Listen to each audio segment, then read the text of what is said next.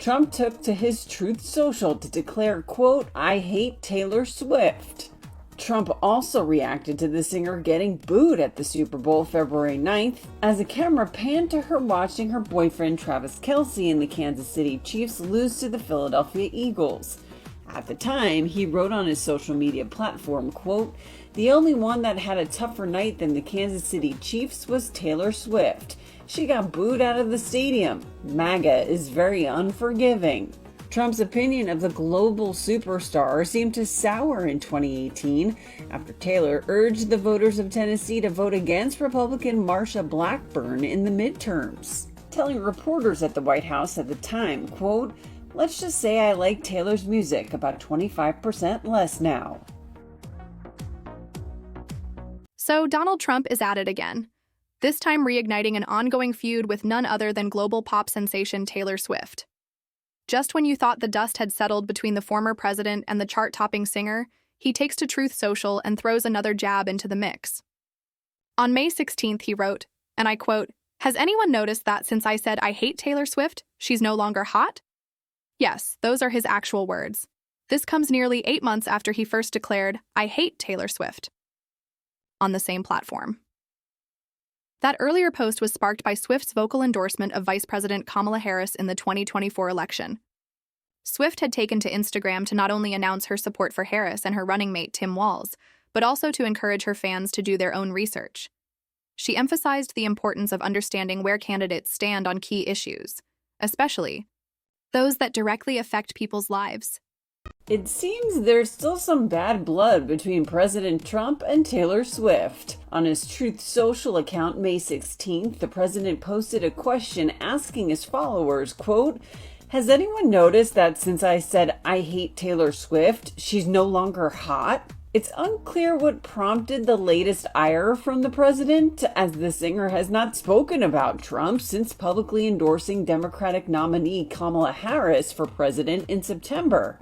Days after the singer endorsed Harris in an Instagram post after the general election debate, Swift, now 35 and still dominating the music world, didn't just throw her support behind Harris out of celebrity loyalty. She explained her reasoning in a thoughtful, passionate statement. She said Harris fights for the causes she believes need a warrior to champion them.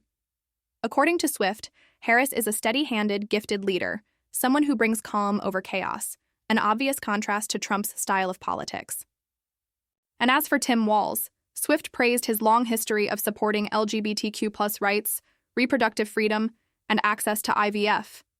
These weren't just vague endorsements. She spelled out her reasons and encouraged her massive audience to engage with the political process meaningfully. But Trump, clearly irritated, responded not with policy rebuttals or facts, but with a personal insult, suggesting that since his public statement against her, she's lost her attractiveness. It's a comment that reeks of pettiness and points to just how much Swift has managed to get under his skin. And to be clear, this isn't about Taylor Swift's looks. This is about a former president using his platform to attack a private citizen for expressing her political opinion. That's where the real problem lies. Now, while Trump may be hostile toward Swift, he made sure to highlight his support for someone else connected to her orbit, Brittany Mahomes, wife of Kansas City Chiefs quarterback Patrick Mahomes. In a Fox News interview, Trump said, "I actually like Mrs. Mahomes much better. She's a big Trump fan. I think she's terrific." So, we've got a full contrast happening here. On one side, Swift, a pop star using her influence to encourage civic engagement and progressive values. On the other, Brittany Mahomes, who Trump paints as a supporter and someone he claims to prefer over Swift. Of course, the Mahomes household found itself unexpectedly drawn into the political conversation. Patrick Mahomes, who, by the way, is arguably one of the most famous athletes in America, was quick to set the record straight.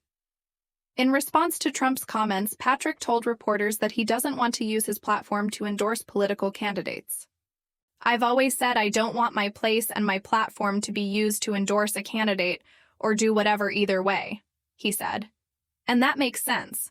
Mahomes grew up around people from all walks of life, all backgrounds, and all perspectives.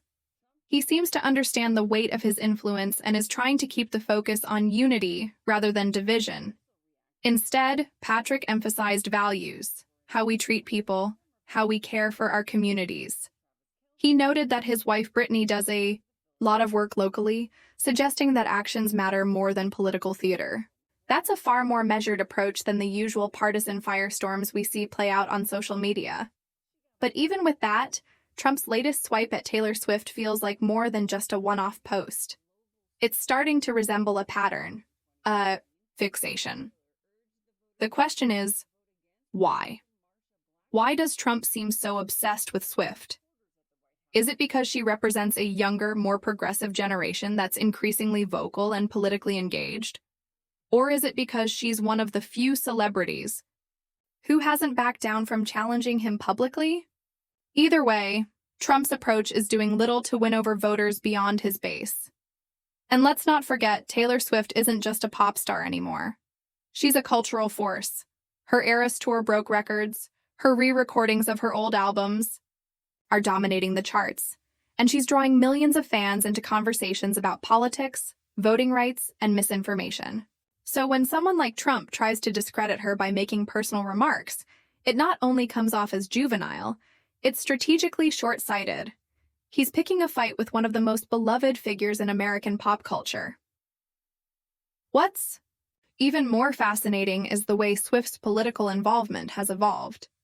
She wasn't always this outspoken.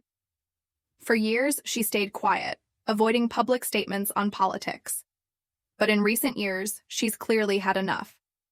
Whether it was speaking out on reproductive rights, LGBTQ+ issues, or voting access, Swift has found her voice, and she's using it.